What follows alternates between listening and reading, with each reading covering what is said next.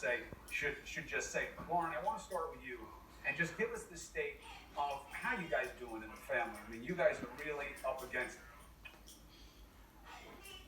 Well, today we got hit with my 15-year-old when she definitely came down with it. So I've been trying now to deal with the 5 and the 7-year-olds. They don't really quite understand what's happening and they want to be with mommy. So we have a little makeshift room for them in my bedroom. They brought in tables and chairs, and I've actually had to feed meals today. And for the first time, really had to get out of bed and, try and be a parent. How are your symptoms?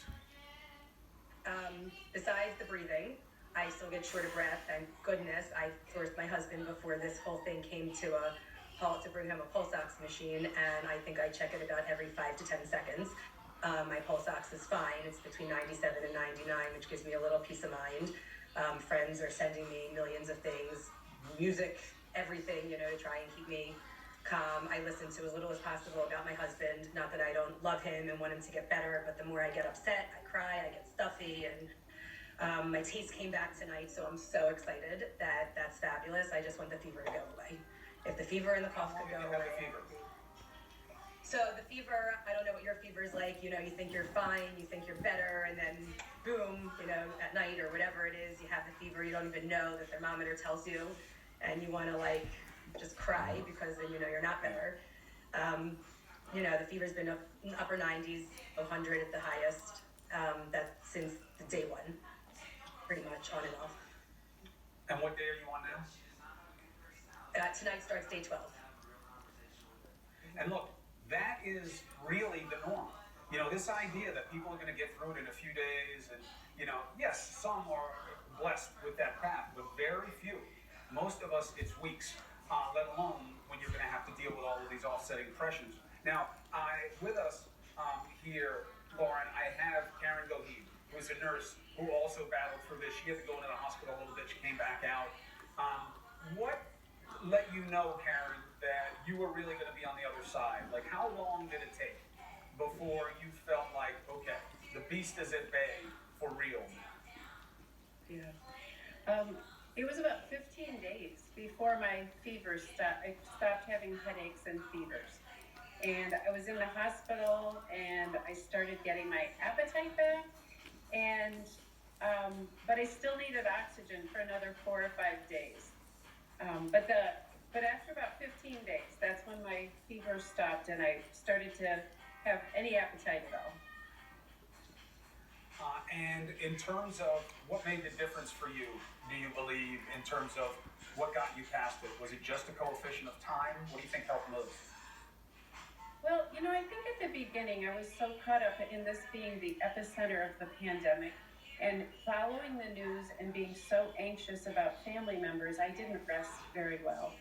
And I think if I could have rested and shut off my brain in those early days, maybe I wouldn't have gotten so sick.